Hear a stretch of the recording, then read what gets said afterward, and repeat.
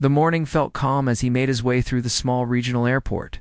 He carried only a worn backpack and a folder of paperwork from the worksite he had been inspecting. It had been a long week away from home, and he looked forward to seeing his family that evening. The flight was short, only a little over an hour, and he had taken it many times without thinking much about it. He moved through the terminal with the quiet patience of someone who had no interest in rushing. He had always been the kind of man who preferred to observe before reacting. When he reached the gate, he noticed the passengers around him, families heading home. A group of students excitedly chatting about their weekend plans. A few elderly travelers holding on to their coffee cups. Among them was a sharply dressed older man who kept checking a tablet, answering calls and speaking with urgency, as though every minute mattered. The father didn't pay him much attention beyond that. He had met people like that before, busy, important, always in motion. Once boarding started, he took his seat near the middle of the plane. The seat next to him was occupied by a mother traveling with her young daughter. The child clutched a stuffed toy and swung her legs nervously. He smiled politely but didn't start a conversation. He wasn't one to force small talk, but he always tried to be helpful if someone needed a hand. The plane taxied onto the runway, and within minutes, they were in the air. The father leaned back and closed his eyes briefly, letting the soft hum of the engine settle his thoughts. He thought about the repairs waiting for him at home, the bills he still had to sort through, and his son's school project that he had promised to help with. Ordinary things, but comforting in their own way. About 20 minutes into the flight, a light ripple of turbulence passed through the cabin. No one reacted at first. It felt like the usual bumps every flight had. But then the plane shook again, stronger this time. The seatbelt signs blinked on, and the flight attendants walked quickly down the aisle. Checking on passengers with practiced calm, the father opened his eyes and straightened. He wasn't scared, but he could sense something shifting. The mother beside him tightened her grip on her daughter. The older man in the business suit a few rows ahead finally put down his tablet and looked around with concern. A sudden shudder ran through the aircraft as though something beneath them had snapped. The lights flickered. A few passengers gasped. The father's breath hitched, and he gripped the armrest. The intercom crackled, and the pilot's voice came through, sounding tense but steady. "Ladies and gentlemen, please remain seated and keep your belts fastened. We are experiencing unexpected turbulence." As the words finished, the plane dipped sharply. Drink spilled. A bag fell from the overhead compartment, and several people screamed. The little girl beside him froze, her eyes wide with fear. The father reached over, steadying the drink tray and offering a calm look to the mother. "It's all right," he said softly, though he wasn't entirely sure it was.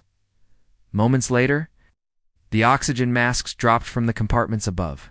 A wave of panic shot through the cabin. People fumbled to grab the masks, hands shaking, voices rising. The father grabbed one, placed it over his face, then helped the mother secure hers.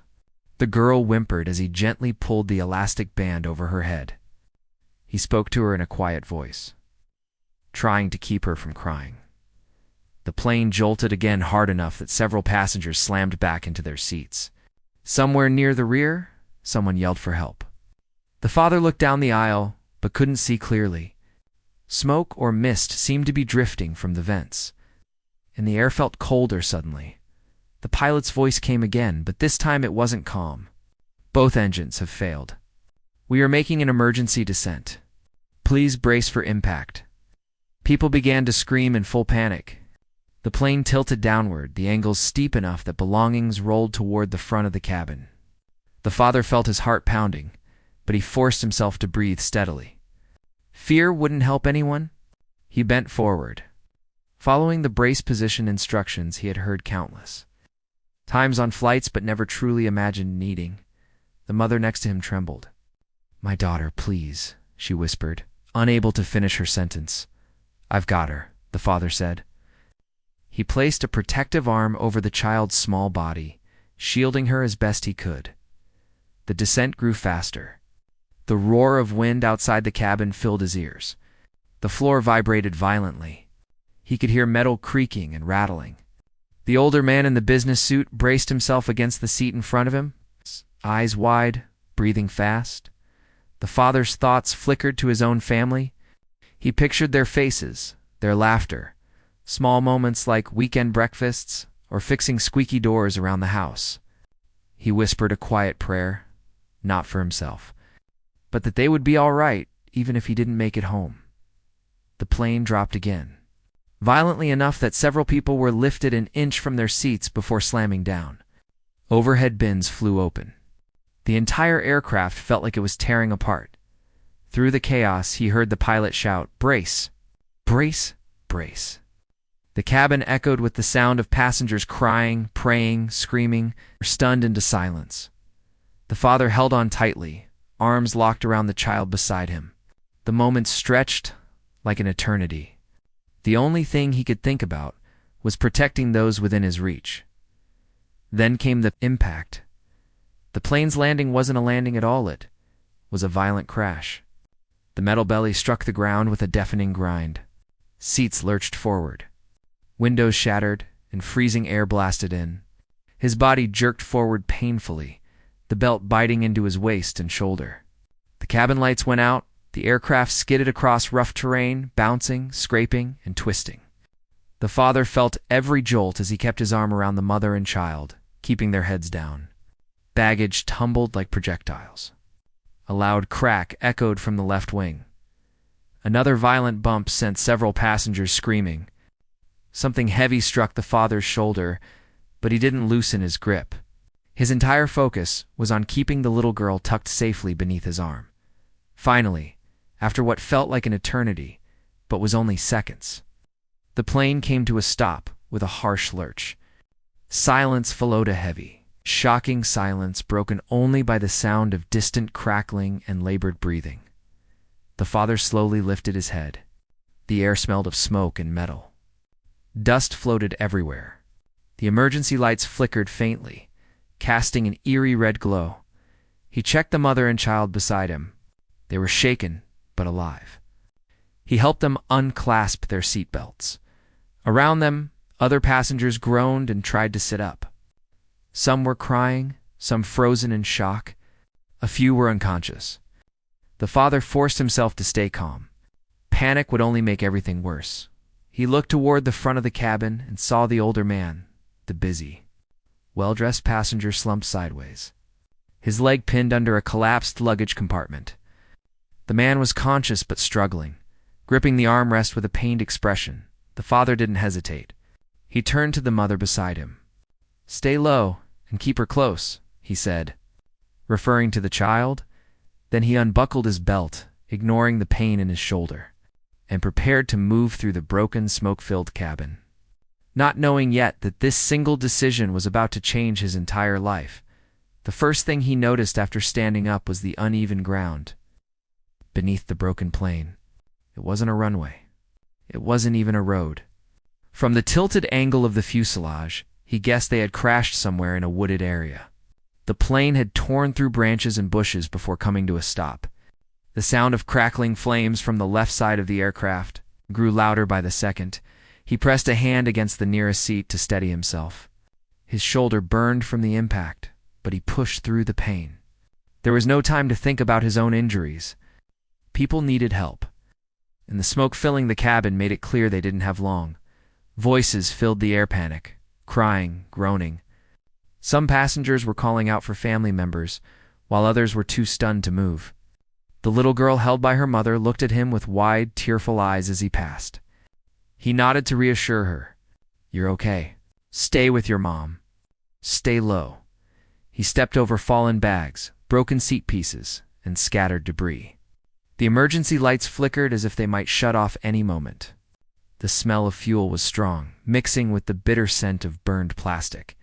As he moved toward the front, he saw the older man in the business suit from earlier. The man was pinned under a collapsed luggage compartment and part of a broken overhead bin. His leg was trapped, and the strain on his face showed the pain was growing unbearable. The father crouched beside him. "Can you move at all?" The man shook his head, trying to catch his breath. "My leg, something's on it? I can't pull it out." The father tried lifting the broken section of the bin, but it barely budged. The metal was twisted and something heavier underneath was weighing it down. He braced himself and pushed again, using his shoulder, even though it screamed in protest. The metal lifted an inch, but not enough. A loud pop came from outside the plane, like something bursting. The father froze, listening. Flames were spreading. The smoke inside thickened. They were running out of time. He tried again. This time he used both hands, lifting with everything he had. The man beneath him groaned in pain as the pressure shifted. After several seconds of strain that made his arms shake, the father finally managed to lift the debris just enough to drag the older man's leg free. "Come on," he said. "I've got you." The man threw his arm around the father's shoulder, leaning heavily as he tried to stand. Every movement made him wince, but he didn't complain. He knew he didn't have the luxury to. The father guided him toward the nearest exit. Part of the door had cracked, leaving a narrow gap that was barely wide enough for someone to squeeze through. The father pushed the man through first. The older man stumbled out onto the rough ground outside. Coughing hard, the father climbed out after him and helped him sit against a fallen tree trunk. The air outside was cold and sharp, but at least it was breathable. Behind them, the flames on the wing grew stronger. He could hear the fuel bubbling, a sign that an explosion was possible. The father looked back at the broken aircraft, knowing more people still needed help. He turned to the older man. "Stay here. Don't try to stand. Someone will come for you soon." The man grabbed his arm weakly. "You don't go back in. It's too dangerous." The father shook his head. "There are others inside. I have to."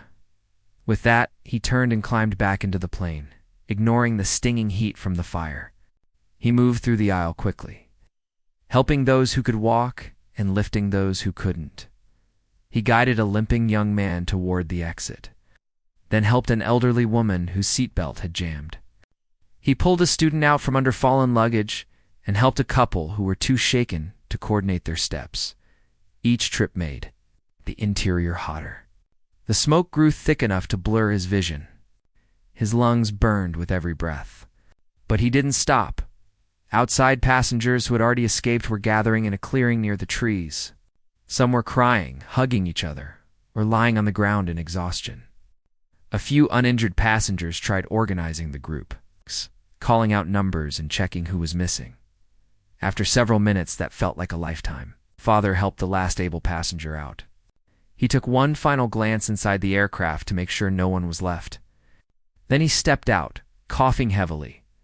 The moment he got a few feet away from the plane, a loud explosion erupted from the left wing.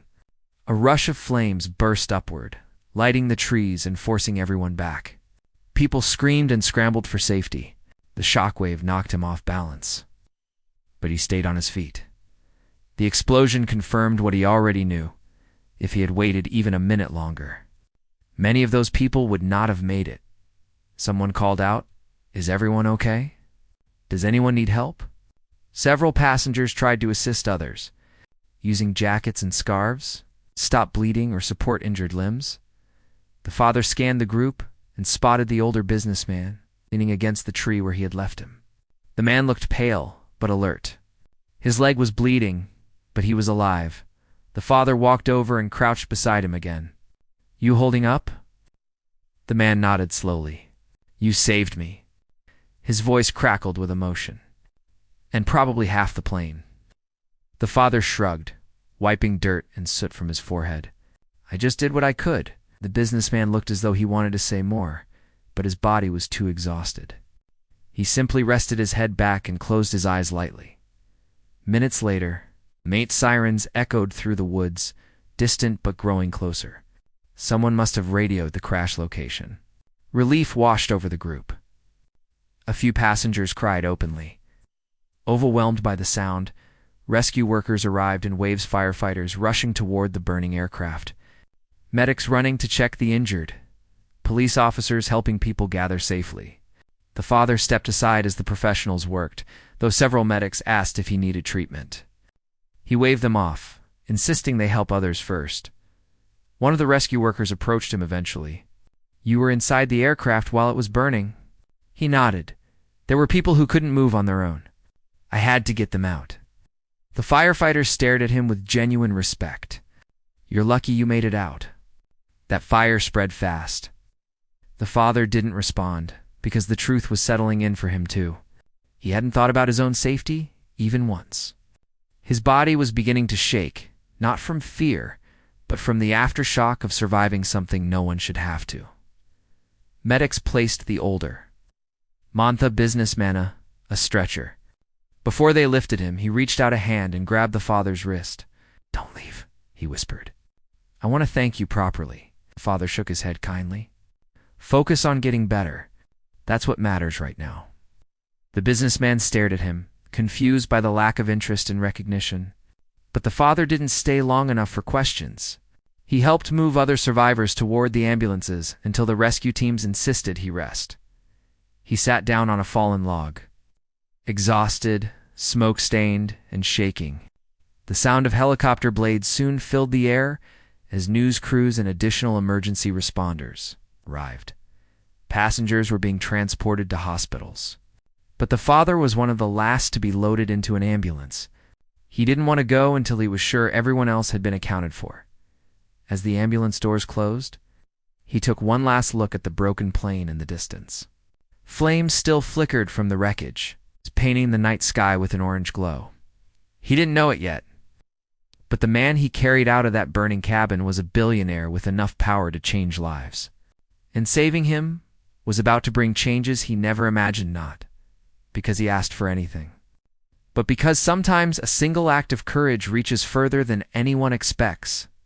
After the crash, he returned home as quietly as possible, carrying the weight of everything that had happened. People asked him how he was, but he couldn't explain fully. He didn't feel like a hero. He felt like a man who had simply done what needed to be done, nothing more. His wife hugged him tightly when he walked through the door, tears streaming down her face. Their children clung to his legs, frightened and confused, asking over and over if he was really okay. He tried to settle into normal life again, but the events of the crash lingered in his mind. Every creak of a chair or sudden loud noise made him tense. He dreamed of the plane, the flames, the screams, and the look of the older man pinned under debris. He relived every second, every decision, every movement, wondering if he could have done more, if he had made a mistake somewhere. The news covered the crash extensively. Helicopters hovered over the site in the early hours, and reporters tried to interview survivors. They spoke about the lucky escapes, the incredible emergency response, and the chaos of the moment. But the father avoided it all. He didn't want attention. He didn't want to be called a hero. He just wanted to be at home with his family, where life still made sense at first. He didn't even know the identity of the older man he had saved. He had noticed his suit, his tablet, the air of importance, but he hadn't thought beyond that. In the moment, it didn't matter. It was just another person in need. But soon, he began to hear whispers in the news about a wealthy and influential businessman who had survived the crash thanks to a quick-thinking passenger. He didn't seek out the story. He avoided it on purpose. Days passed, and life slowly tried to resume its rhythm. He returned to work, dealing with paperwork, repairs, and daily responsibilities. Each morning, he got up early and went through the motions. But there was a quiet tension beneath the surface, a lingering awareness that the world was watching in ways he couldn't yet see. He still had nightmares, waking up in sweat. But he focused on being present for his children, making breakfast, helping with homework, and simply existing in the rhythm of home life. Then, one evening, a black SUV pulled up to his modest house. A well-dressed representative stepped out and walked to the door. He introduced himself politely, handed over an envelope, and explained it was a message from the businessman he had saved. The father hesitated, unsure if he should open it immediately, but his curiosity overcame him. Inside, there was a handwritten note, a simple, sincere message thanking him for his courage, asking to meet when he was ready, and promising that the gratitude extended far beyond words. He read it several times, unable to understand why someone so wealthy would care about a simple act he considered ordinary. He put the envelope aside, sitting quietly in the living room with his family, thinking about the magnitude of the gesture. The children asked questions, but he only shrugged and smiled weakly. "It's just a note," he said. "Nothing more." The next morning, there was a strange sound outside. People were gathering on the street, whispering and pointing. He stepped out and was met with an unusual sight: a row of luxury cars parked in front of his home. Sleek, shiny vehicles that looked out of place in his quiet neighborhood. People in the street were taking photos, murmuring about why so many expensive cars were there. He walked closer, confused, and was met by a team of representatives from the businessman's company. They explained the cars were gifts, chosen personally by the man he had saved, and that he had insisted they be delivered to him. The father was stunned, refusing politely at first. He couldn't imagine accepting such things. They were far beyond anything he had ever owned or even thought of owning. But the team insisted, saying the businessman had left clear instructions. He must accept them, not as a reward, but as a gesture of gratitude for saving his life. The father still felt uncomfortable. He was not used to recognition or wealth. He looked at his children, imagining the stories they would tell at school, but he accepted the gesture, not out of desire, but out of a quiet understanding that some acts could not be refused without offense. The news crews that had arrived tried to approach him for interviews, but he avoided them. Keeping his focus on his family and the simple reality of their lives, the presence of the luxury cars spread quickly online. People shared photos, speculated about the story, and praised the courage of the unnamed hero. The father watched quietly from his porch, detached from the praise, still grounded in the simple routines of home life. It was strange to have the world's attention, but he didn't let it change him. He remained the same man who had acted without thought for recognition. Days went by. The older man's recovery continued. The father didn't know what to expect next. He didn't know if a meeting would actually happen, or if it would simply be another gesture of thanks. Then one afternoon, a quiet knock at the door signaled the arrival of the businessman himself. He had arrived without fanfare, without security or cameras. There was no entourage. Only a man whose presence carried quiet authority and gratitude. The father invited him inside. Offering water and a place to sit, the businessman's eyes were warm and sincere as he spoke. He recounted the crash, describing in detail how he remembered the father's calm voice amidst chaos, the strength that carried him from danger, and the courage to return into the burning cabin for others. His gratitude was profound, and the father felt the weight of the words, though he simply nodded and accepted them quietly. The meeting wasn't about wealth or gifts. It was about recognition, about acknowledging courage and humanity. The businessman offered something more than material items, a long-term educational fund for the father's children, guaranteed opportunities in his company, and support should he ever wish to pursue a business venture of his own. It was an extension of his life-saving act, a way to give back in a meaningful, lasting way. The father was overwhelmed. He never imagined his actions could lead to something like this. He had only acted on instinct, driven by compassion and the need to help. Yet here he was, being offered life-changing opportunities, not for ambition or greed, but for bravery and a commitment to doing what was right. The conversation stretched into the evening, filled with quiet reflection and mutual respect. The father felt a sense of peace that had been missing since the crash. For the first time since that terrifying day, he felt like the chaos had a resolution, a balance restored. The businessman left quietly, leaving behind a sense of gratitude and a promise that their connection would endure in the days that followed. The story continued to inspire people online. Social media users shared it widely, praising the courage, the selflessness, and the unexpected chain of events that led to life-changing outcomes. The father returned to his routine, humble, grounded, and quietly proud, knowing that sometimes the simplest acts of courage could ripple out into the world in ways that no one could predict. Life at home resumed its normal rhythm. The children laughed and played. The house was filled with ordinary noise and ordinary joys. And the father continued his daily work, still modest, still the same man he had always been. But now a quiet awareness lingered in his mind, a recognition that bravery, even in a single moment, could leave a mark far beyond what anyone could see.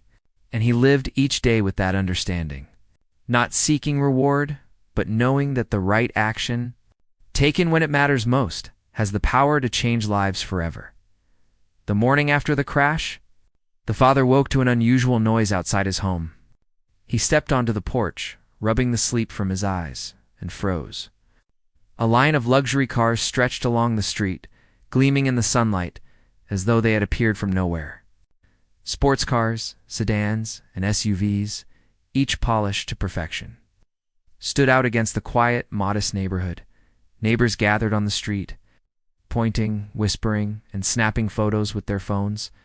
Some came closer to get a better look. Questions flew through the air. How did someone in this quiet neighborhood suddenly have so many expensive vehicles? Was it a celebration, a prize, or something more? The father stood quietly, unsure how to respond. He had never seen cars like these in person, let alone in his driveway. A group of well-dressed representatives approached the house. One stepped forward and introduced himself.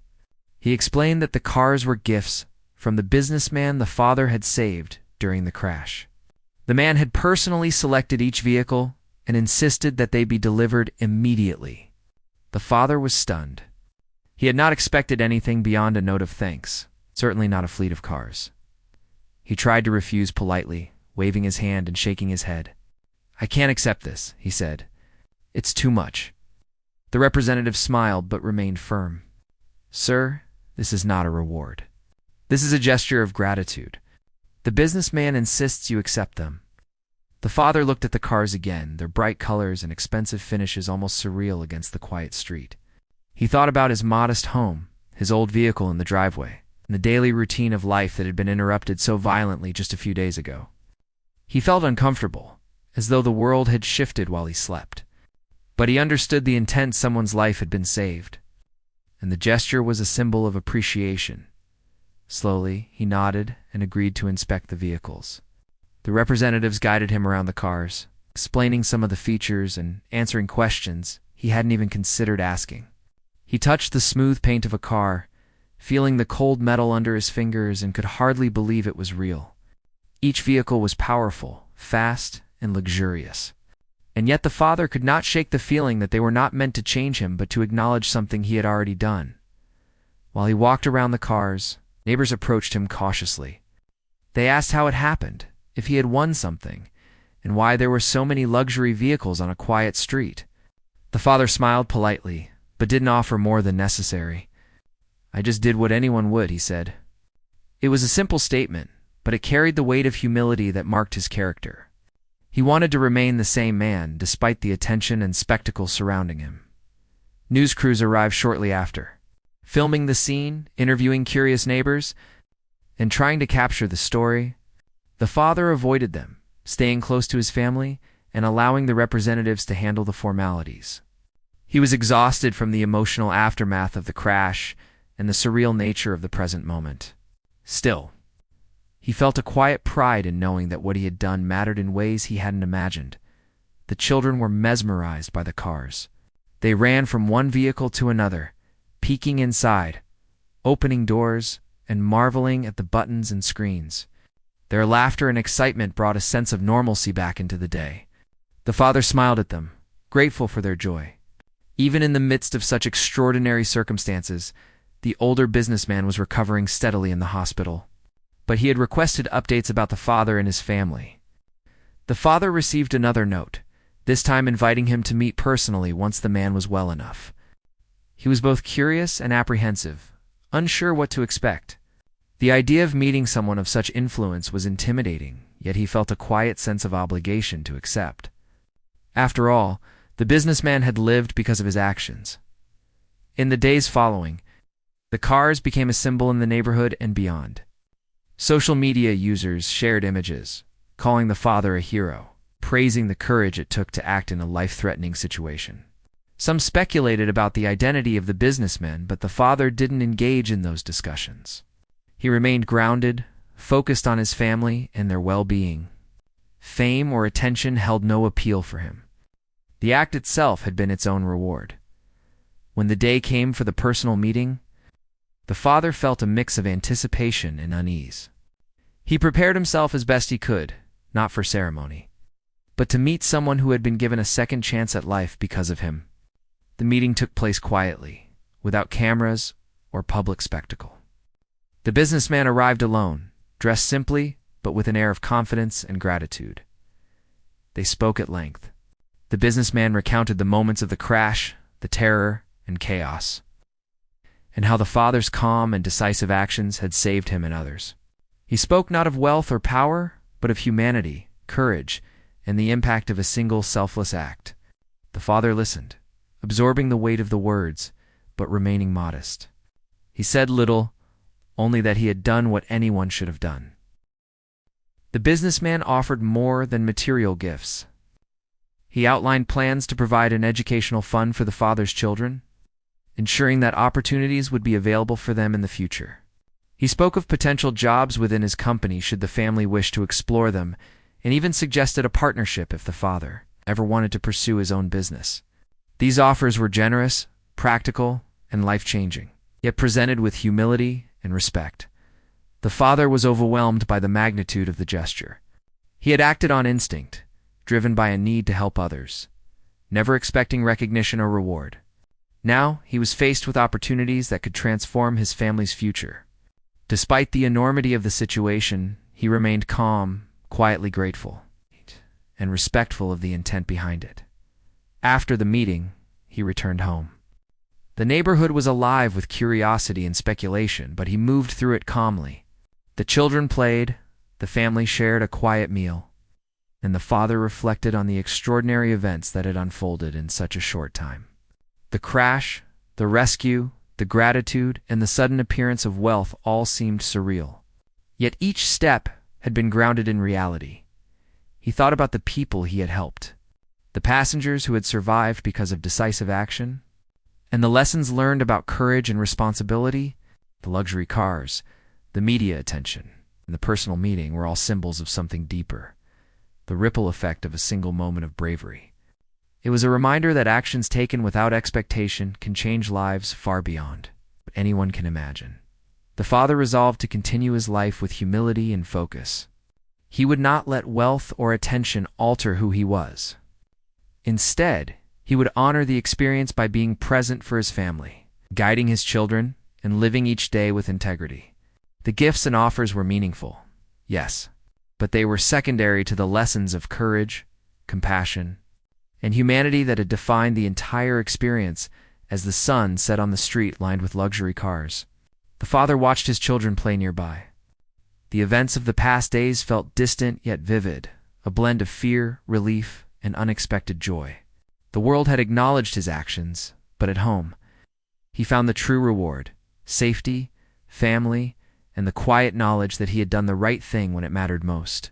In that, he found peace, purpose, and a deeper understanding of the impact a single person can have in a moment of crisis. The days after the meeting with the businessman passed quietly. The father returned to his normal routine, though life no longer felt entirely ordinary. The story of the crash and his actions had spread, inspiring people and drawing attention from far beyond his neighborhood, but he remained grounded. He did not seek praise, and he did not wish for it. He focused on his family, helping with homework, fixing broken things around the house, and simply being present. The luxury cars sat in the driveway, a surreal reminder of the life-changing events, yet they did not alter his simple habits. He drove the same old vehicle, preferring familiarity and practicality to showy displays. One morning, a letter arrived, neatly folded and written in careful handwriting. It was from the businessman, inviting him to visit the company headquarters if he wished. The father considered the invitation thoughtfully. He had never worked in a corporate setting, nor did he aspire to enter that world. But curiosity and respect guided him, and he decided to accept. He told his family, and together they prepared for the visit. The children were excited, imagining what such a place would look like. And the father felt a quiet pride in giving them a glimpse of something extraordinary. Arriving at the headquarters, he was struck not by wealth or grandeur, but by a sense of order and efficiency. The receptionist welcomed him warmly, directing him to a meeting room where the businessman waited. Unlike what he had imagined, there were no security guards hovering, no assistants hovering nervously. The atmosphere was calm, focused, and professional. The businessman greeted him with a handshake and a smile. There was no pomp, no ceremony, just sincerity. He led the father through a quiet conversation, recounting his recovery, the gratitude he felt, and the lasting impact of the father's courage.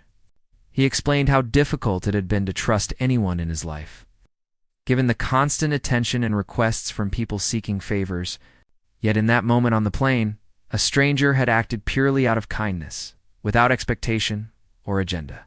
It was an experience that resonated deeply, reminding him of the human connection he often lacked in his daily life. The father listened intently, nodding as the man spoke. He felt the weight of the words, though he remained modest. He never sought to be a hero, but now he understood how a single act could ripple outward, changing lives in ways impossible to predict. The businessman offered further gestures of gratitude, long-term educational support for the children, opportunities within the company should he ever wish to take them, and the chance to partner on projects if he wanted to pursue entrepreneurial goals.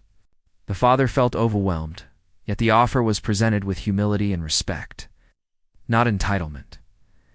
They spoke for hours, not about wealth or influence, but about life, courage, and responsibility.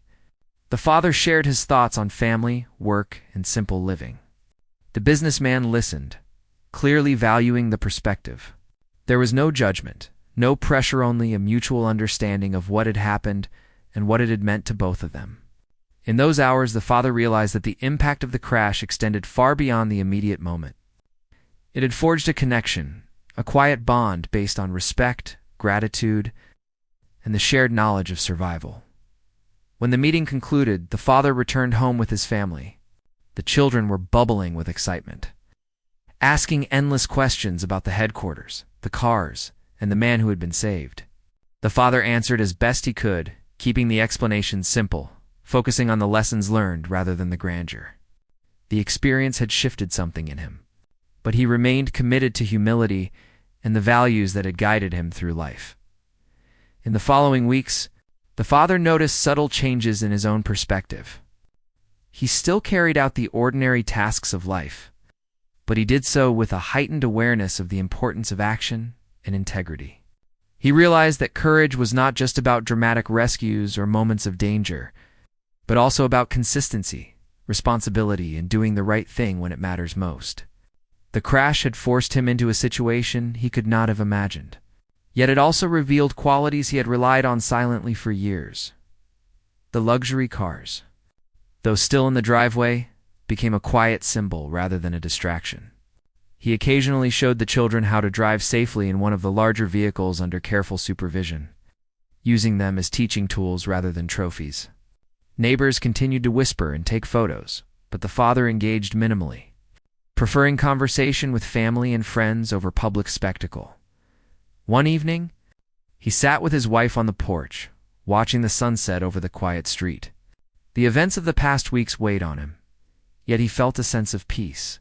The fire, the chaos, the courage it had all led to this quiet moment of reflection. He thought about the passengers he had helped, the people who had survived, and the lives that had been changed. And he realized that the true reward was not wealth, recognition, or material gifts, but the knowledge that he had acted rightly when faced with life and death.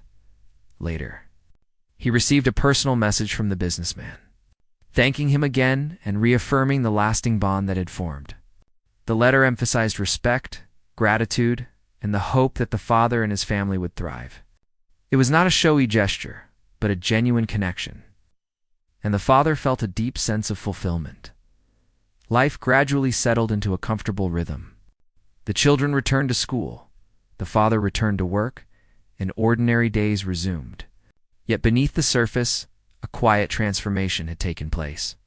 He approached each day with renewed purpose, aware of the power of small acts, the importance of courage, and the impact of compassion. The crash, the rescue, and the recognition had reshaped his understanding of life in profound ways. Time passed, and the story of the plane crash remained in the public consciousness. News articles and social media posts recounted the bravery, the miraculous survival, and the generosity that followed. People admired the father's humility, courage, and selflessness. Yet he remained unaffected by fame. He had learned that true value lay not in recognition, but in the choices made in moments of crisis. In the quiet of his home, surrounded by family, he reflected on the journey. The crash had been terrifying, the rescue exhausting, and the aftermath surreal. But through it all, he had discovered the depth of his own resilience, the significance of instinctive courage, and the lasting power of compassion. The experience had altered his life, not in ways he could fully explain, but in ways he could feel every day.